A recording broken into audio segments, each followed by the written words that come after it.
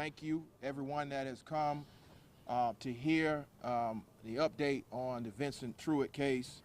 We want to put this in perspective, where we are in this moment, almost 90 days since the unfortunate incident that happened on July the 14th, 2020 to Mr. Vincent Truitt. And we want to put in perspective who he was, the injustice that was perpetrated against him, and the call from the family. We want to first and foremost thank the pastor of this house for opening this church property to the Truitt family to make sure that justice is achieved in this case. So at this time, I want to bring up Pastor Vickers to kind of give us the occasion and focus us as we take this journey for justice for Vincent Truitt. So I would call up Mr. Pastor Vickers to the podium.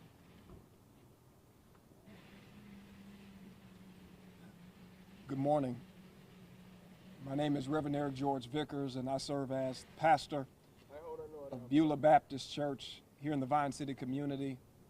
And I also have the distinct privilege and pleasure of serving as the pastor to this wonderful family. I want to take this opportunity to thank the village, community of support who has stood by this family throughout this great ordeal. Let me just say that this tragedy has been an unimaginable nightmare. Yet our faith informs us that God's grace is sufficient for us. Why are we here today? Why am I here today? I'm here as one who has been called by God to stand with moral authority in the tradition of the 8th century prophets who decried, "Let justice roll down like waters and righteousness as a mighty stream." I stand with this family in the tradition of our Lord and Savior Jesus Christ, who spoke to systems and structures and strongholds and lived a life that helped us to know that how we treat one another and how we care for one another is always of utmost importance. I would ask that you would continue to pray for this family, to uplift them as we seek for the truth to be told. The words of the late drum major, Dr. Martin Luther King, said that no lie can live forever. And this family has endured more than you could ever imagine. And yet I find refuge in the words of William Cullen Bryant. Truth crushed to earth will rise again. I can hear the words of the late drum major reverberating now, even decades later, that the arc of the moral universe is long, but it bends toward justice. And we've come today to acknowledge that the bend is here. We thank you for your presence. Again, we solicit your prayers, and I ask that you would continue to encourage this wonderful family. Thank you. God bless you.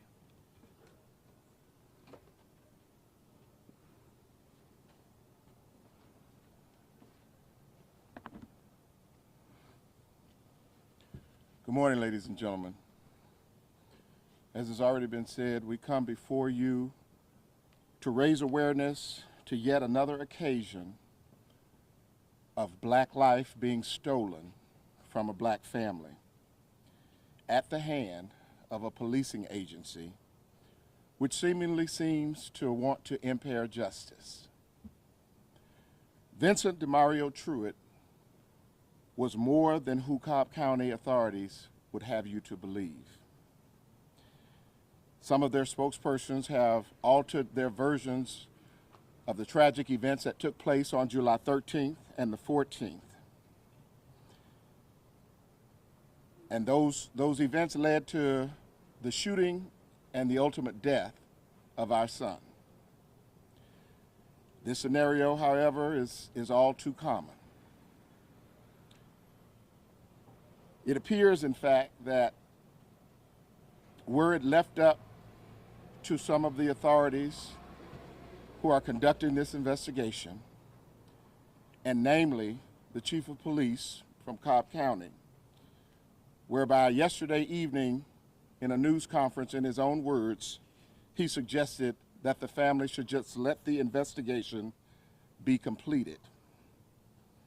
All the while he was making these comments to a local news agency over the phone, he is vacationing.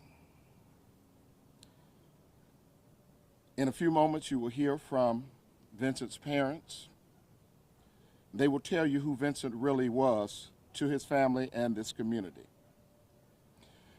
But I'd just like to briefly tell you about the young man who was assigned to me when he was just a very little boy, when I was appointed to be his godfather.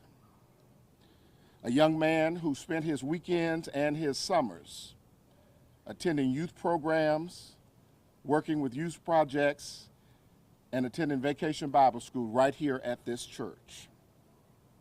In fact, he even played basketball and intramural sports right down the street in the community park with his friends.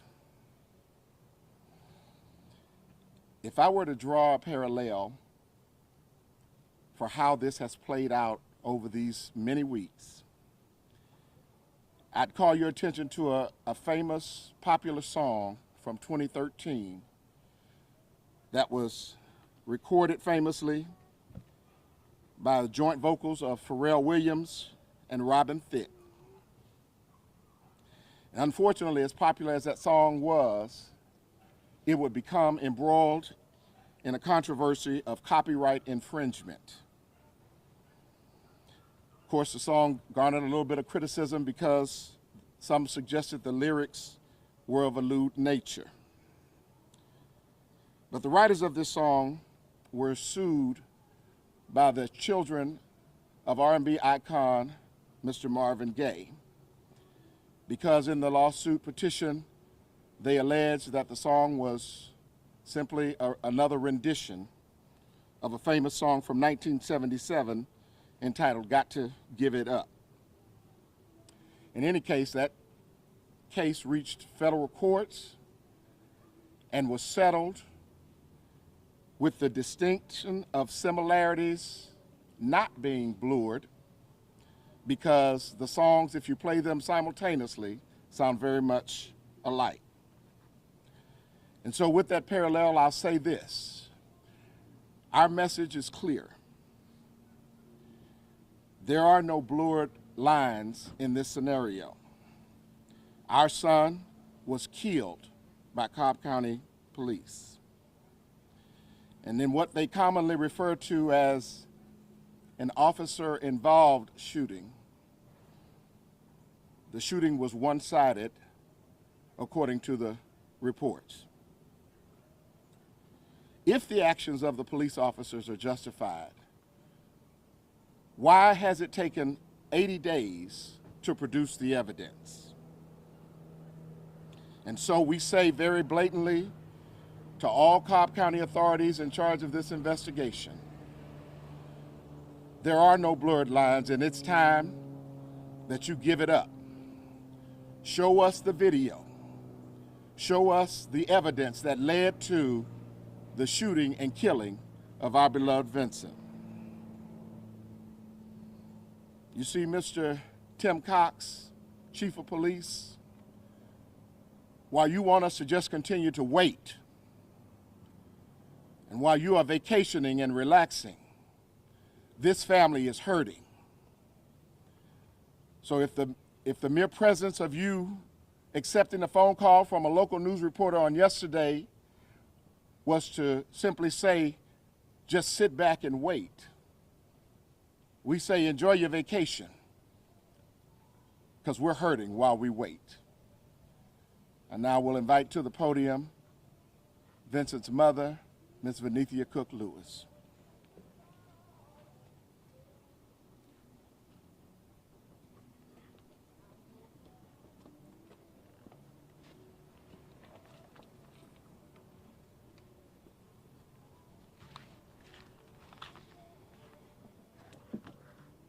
Hello.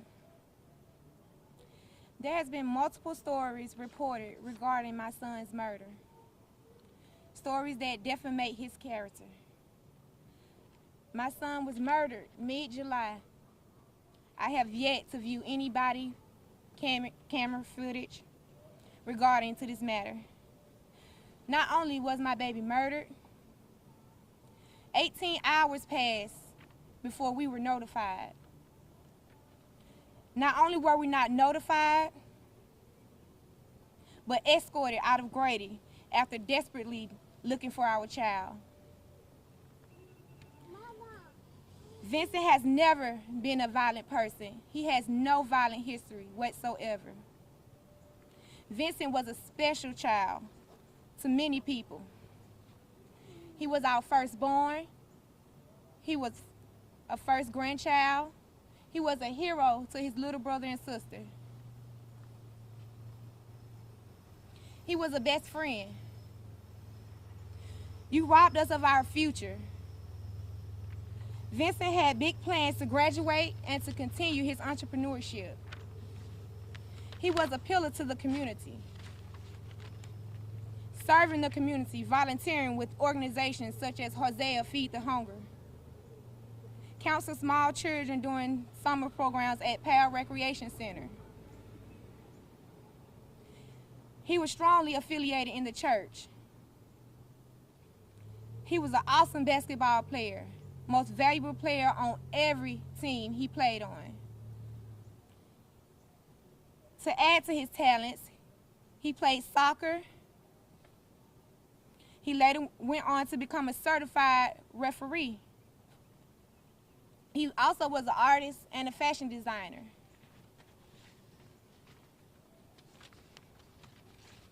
No parent should have to go through what I'm going through. No parent should have to bury their son, their teenage son, due to something that could have been avoided. No parent should have to wait 80 days for answers. No parent should be escorted out of the hospital while looking for their minor child.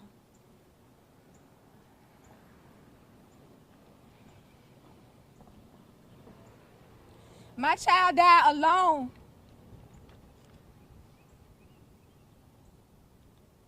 I have never let him down. I've always been there for him. And I won't stop now. I want this officer fired and prosecuted to the full extent of the law. In what world do you murder a kid, not inform his parents, and not be accounted for your actions? This is not okay. We want justice for Vincent. Thank you.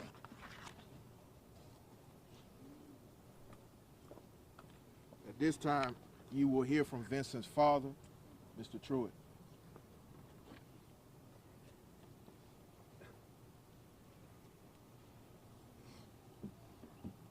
Good morning, everyone.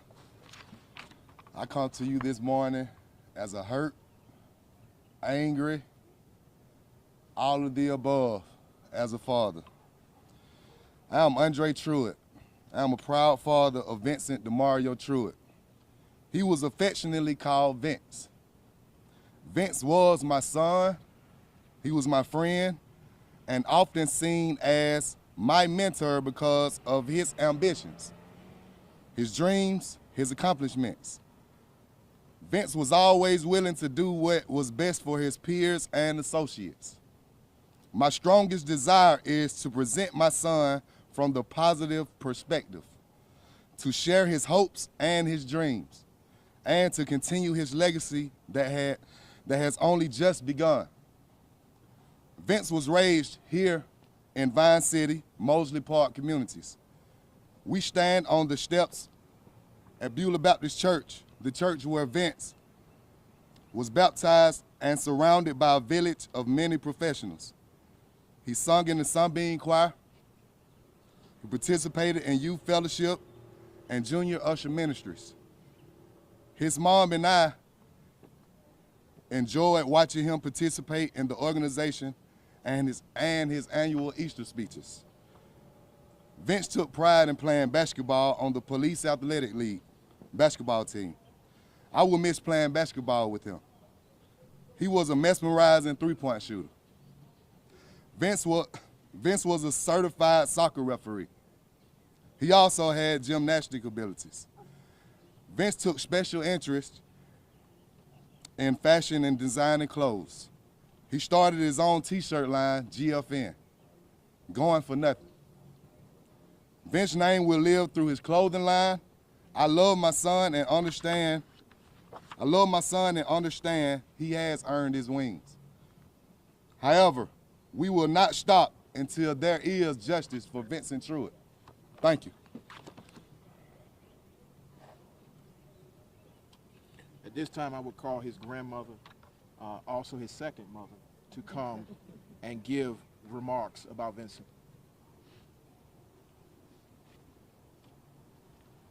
Good morning, everyone. As you can imagine, this is hard. This is very difficult for me, but I'll get through it. I would first like to express my sincere appreciation to Pastor Vickers, Reverend W.L. Cottrell, who is the pastor emeritus, the entire Beulah Baptist Church family and officers, members of the Vine City community, as well as Mosley Park. It's so many to thank. I want to thank you all for being here for us to have our opportunity to share about Vincent. There is no way you can encapsulate his life in just a few moments. These are just part of the testimonies about my grandson, who I lovingly call my son. And if it means anything to anybody, because it sure does to me, I wrap up in this blanket every night. Thank you. That's right. I wrap up in this blanket every night because it's just some of the memories, just some of the many memories that I have of Vincent. We were close. And yes, I did call myself his real mama. But I also told his parents, my son, Andre Truitt, and his mother, Venethia Cook Lewis, I expressed to them, I will be here from day one because that's what grandmothers do. I want to share with you all my take on the information that has been shared thus far. Everyone at some time in their life has been to a library. You go in the fiction section, and it's for entertainment. You go in nonfiction, it's some true, some not so true. But if we go to the reference section, we're dealing with facts. And the facts of this case are this family has been mistreated, we have been lied to, we have been put off, and I expect that there'll be more defamation to come. But if you come correct, knowing that you have the truth before you make a decision. Don't trust what you hear, trust what you know. Earth has no sorrow that heaven cannot heal. We're looking for healing right now. And always remember, there's a God that sits up high and looks down low. Continue to pray for us. I thank you for your time. God bless you. Here's my blanket.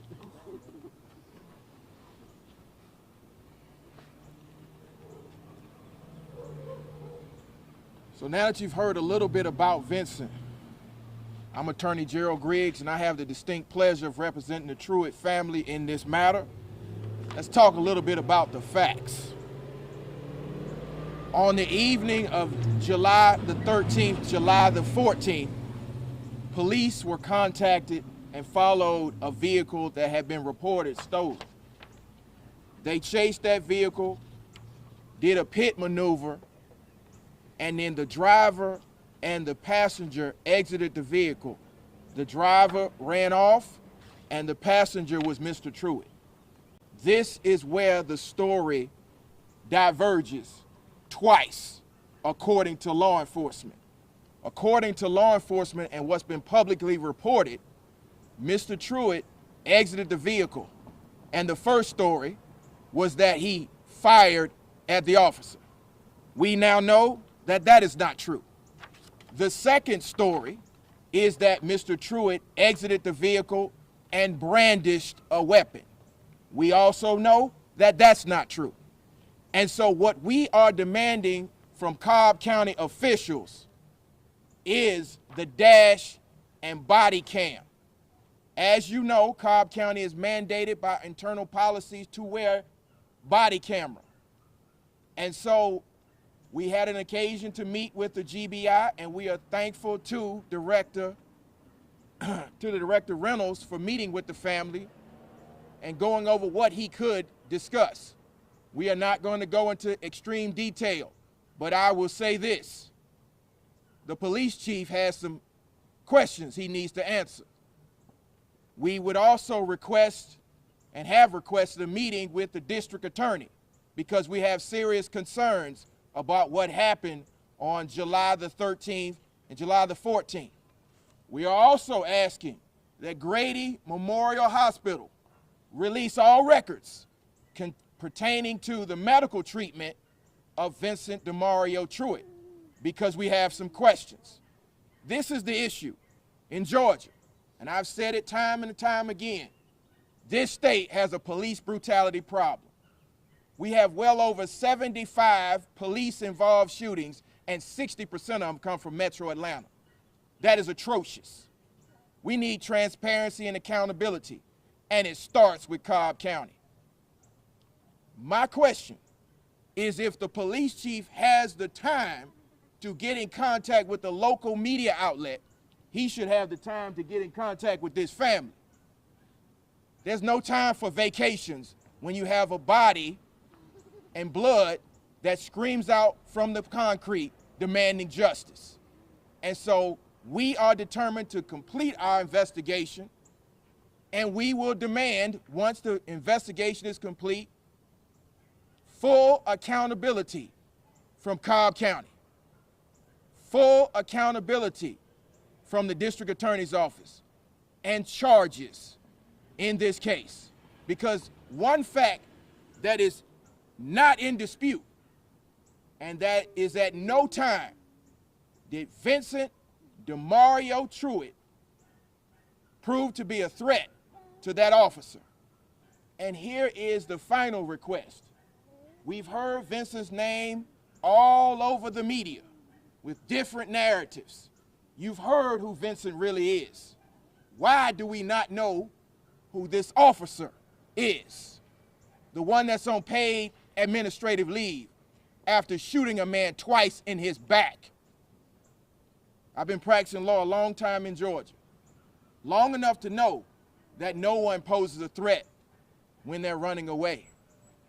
And when you fire a weapon into somebody's back, puncturing their colon and causing their death, there needs to be a full and thorough investigation, which the GBI is doing, and then swift accountability for the results of that.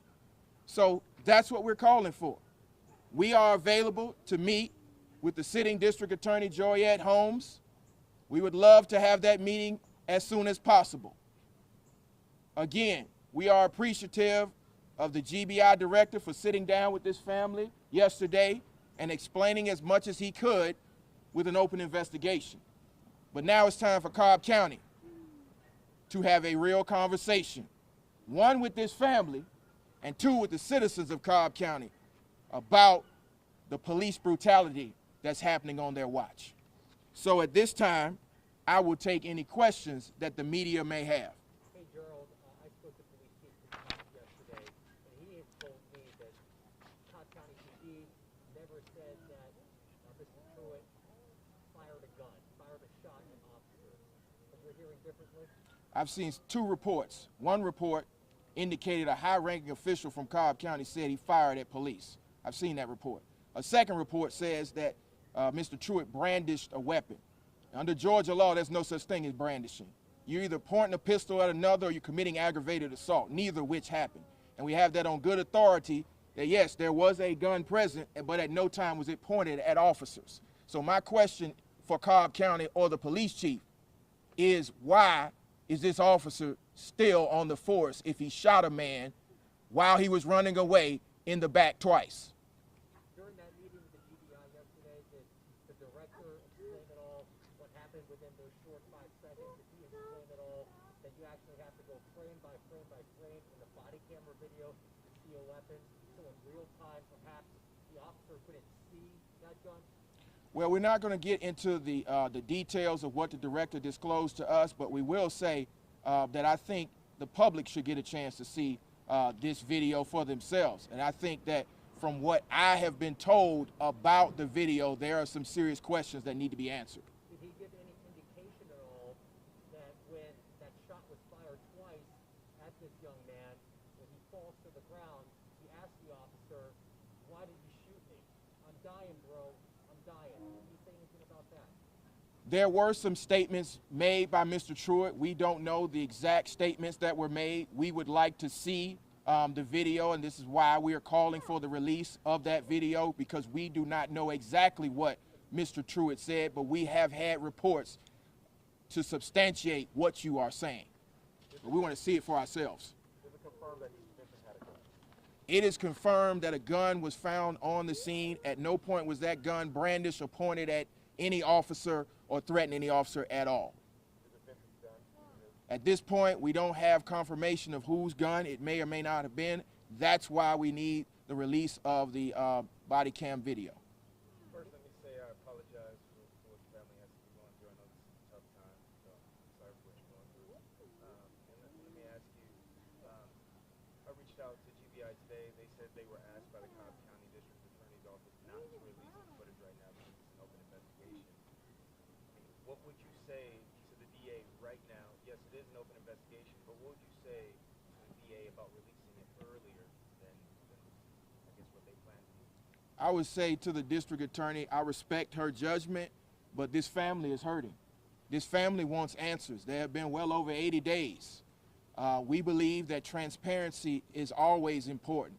You can at least show it to the family, and the family can get an understanding of the final moments of Vincent's life. And again, we have reached out to the district attorney's office. We will continue to reach out, but I think it's past time to release this. You know, when we had this conversation about equipping officers with body cam and making sure there was transparency, one of the things we called for was quick release of body camera footage. So it flies in the face of transparency for a government agency to now prevent the public from seeing what the public paid for. So I think it's time, and it's incumbent upon that elected official to release it and let the public see what happened. I mean, there's always a quick statement by law enforcement about what did or did not happen, but then there's no transparency for the public to see what actually happened. Did the police department or the GBI explain why it took so long for someone to get a hold of this family? They did. They apologized. There was no reason for that to happen, and we heard them. That does not change the fact that we have a family who, for well over 12 hours, did not know what was happening to their son, where their son was. And here's the thing. Vincent is a minor, and Georgia law is specific on how you treat minors. And so I think that it's incumbent upon the GBI, Cobb County Police, to apologize to this family. So, Chief Cook, while you're on vacation, my number's not hard to find. You need to get on the phone and get in touch with this family and at least offer your condolences and explain why no one got in contact with Vincent's mother or Vincent's father. And for Grady Memorial Hospital, I don't know what else to say, but when a parent is frantic over their child, at no point should a parent be escorted out of Grady. Any other questions? Were you able to get the history of the officer in question? We don't know who the officer is. So at this point, we're asking for full transparency. You know, Vincent's entire life is probably going to be laid bare because of what happened to him. We demand the same thing happen to this officer because we want full facts and understanding about why this happened and why, after 80 days, this family still has no answers. It does not take this long to determine whether or not a crime happened and transparency in that. And so we're demanding the same transparency any citizen would get in the case of Mr. Truitt and his family. Gerald, can you quickly talk about the rally that's scheduled for tomorrow? The police department said they are aware about it and that they respect peaceful protests, but if things get out of control, police officers will be monitoring the area. Yeah, I would say this. I personally have been protesting for almost 105 days for situations like this. And we've always had peaceful protests. The only violence that seems to be perpetrated and the reason for the protests seems to be from law enforcement. So we respect the First Amendment. We will protest peacefully and nonviolently in the spirit of Dr. King, whose house is not more than 2 or 3 blocks from here. And law enforcement needs to understand that if there was transparency and accountability, there would not be people protesting in the streets. So there will be a rally tomorrow at 1 o'clock. It will start at the Riverside Epicenter on the sidewalk area, and we will proceed to the location where Mr. Truitt died, for lack of a better term, was murdered, and we will commemorate his life. And so we're calling for the entire community to come together in a peaceful, nonviolent way, as we have for the last 105 days, and elevate your voice for transparency and justice for Vincent DeMario Truitt, because we need justice for Vince. And so we will be there tomorrow, Saturday, at 1 o'clock, the Riverside Epicenter, right across from Six Flags, right there on Six Flags Parkway, which is Riverside Parkway, 1 o'clock. Any other questions? Did the police department admit not contacting the parents, or did they say they couldn't find a phone number? Was there any? It would have been simple to get Vince's cell phone. With his mother's number was in the cell phone. They had his cell phone. Again, the GBI indicated that there was no excuse for them not making contact with the Truitt family.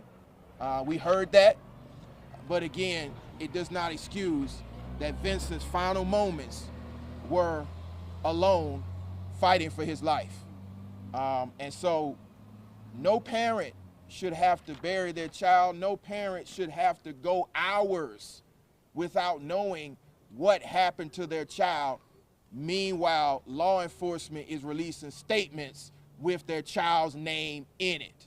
So they could clearly identify him, so they should clearly have been able to identify where his parents were and make contact with his parents. There's absolutely no excuse for that. We are also calling on elected officials in Cobb County. This is not the first time that Cobb has had an issue with police-involved situations. So it's time to review use of force. It's time to review the body camera policy. It's time to review how we appropriately address these situations, because there's a national conversation going on around policing, and it just came to Cobb County. So justice for Vince will go around the world, but it's time for Cobb County, it's time for Metro Atlanta to show the rest of the world that we know how to handle this appropriately. You have an opportunity. You have the ability to make this family whole. And that's what we're calling for. We're calling for swift justice, and we're calling for it right now. If there are no further questions, I will conclude the press conference. Again, I'm Attorney Gerald Griggs, and it's my pleasure to represent the Truitt family from this point until we get justice. Thank you.